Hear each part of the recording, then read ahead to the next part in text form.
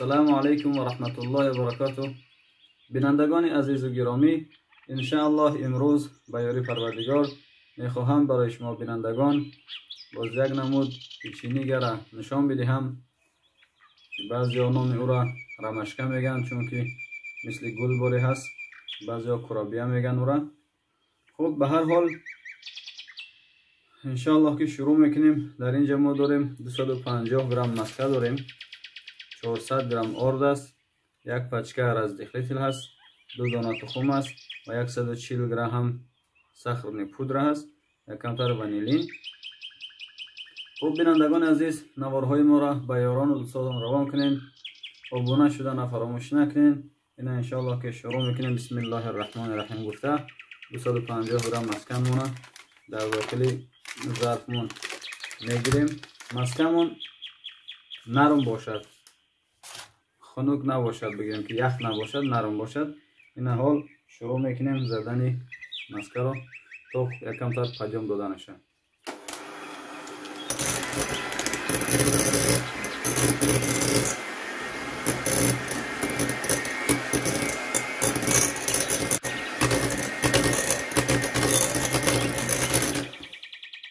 خب بینندگان عزیز، ما 1-2 دقیقه وری این مسکه رو زدیم.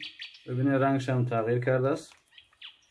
خب حالی در اینجا 140 گرم پودره گفتیم، پودره رو اضافه میکنیم، پودره شکر. خب این همه چیز اضافه کردیم، باز میکوبیم، میره آمیخته میکنیم.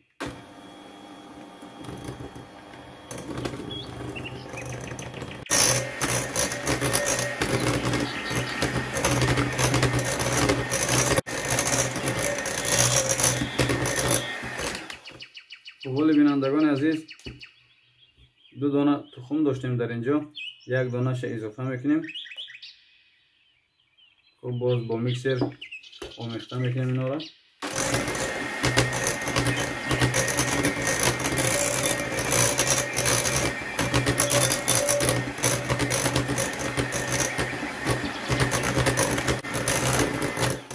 خب این دوم دانه ش.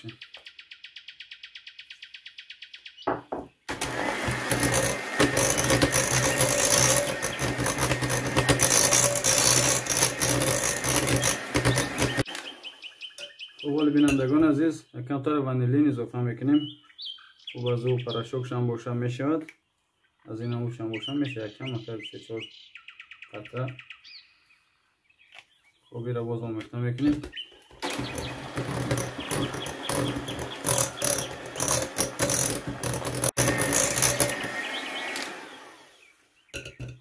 حالی بینندگان عزیز، در این 400 گرم آرد داریم، یک پچکه رزدخلیتل، اینا را همراه میکنیم.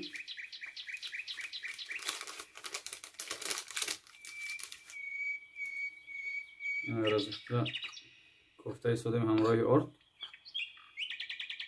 خب در اینجا الک داریم، ما آرد را کم کم الک میکنیم و باز آهسته آهسته میخیلیم رو.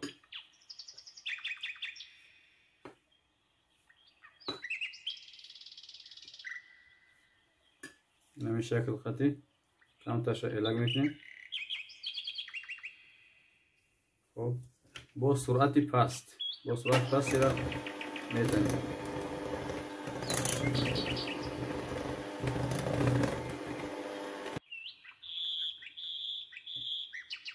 باز همچنان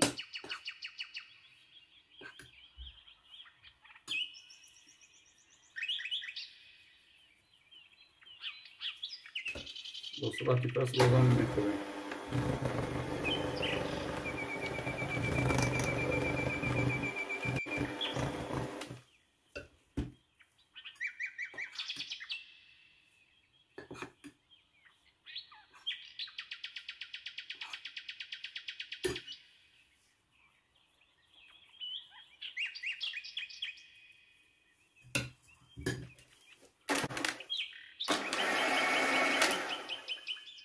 خب بینندگان عزیز، این خمیر ما آماده شده است.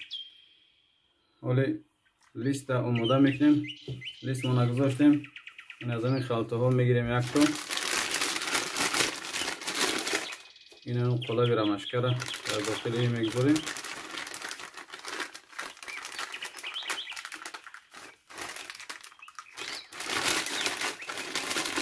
این طرف میگردونیم.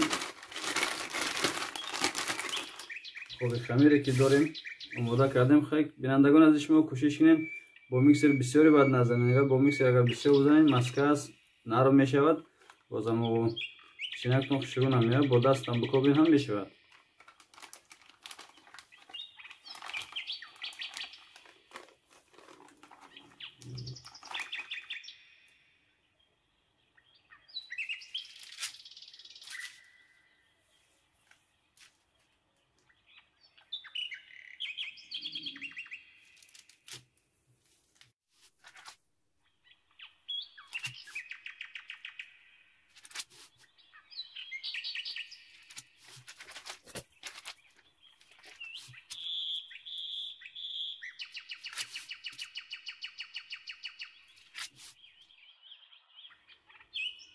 بینندگان عزیز ببینید که نگلیس آماده شدگی هست. ما مابین ایره کم کم که میجقیم به خاطر در موسطی ورینی میگیریم. ببینید کم کم تو با دست زیر میکنیم اینا را. خب این اولی کم کم در اینها این مربا میگیریم.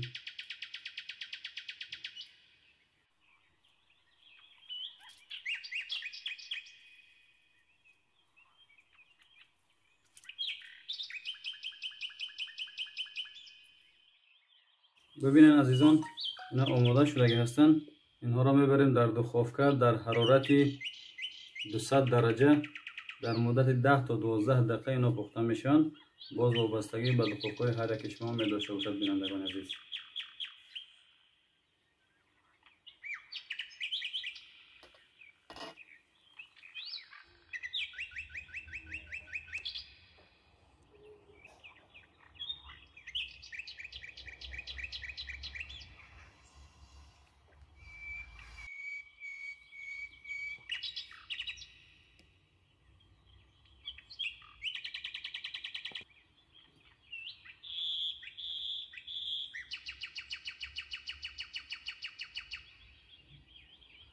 بینندگان عزیز اینا پیچینامون از دخافکه میگیریم. در مدت 12 دقیقه از ما پخته کرده است. باز وابستگی به دخافکه هر یک شما می داشته باشد. بینندگان عزیز ببینید که پیچین ها آماده شدگی هستند. ما باقی مانده خمیر همچنان که اینا رو نشان دادیم همین خیلی پخته میکنیم، چون که فعلا اینا گرم هستند. در یک لعلی جداگانه میگیریم اینا را باز برای شما نشان میدهیم. بالاخره همه این پیچین ها را پخته کردیم. 65 دانه شدن. خب یک شی برای شما عزیزان نشان میدهیم که چقدر پیچین نرم است، ملایم هم هست. پیساچ نیست بگیم مثلا، چون که مسکه که دارد همین رقم میشه. یکش میشکنیم ببینید ماشاءالله چقدر ملایم هست. اینا ریزانک است بگیم، بریان، پیچین بریانک. نوارای ما را به یاران و دوستاتان روان کنین. آبونه شدن فراموش نکنین. تا نوارهای بعدی، سلام علیکم و رحمت الله و برکاته.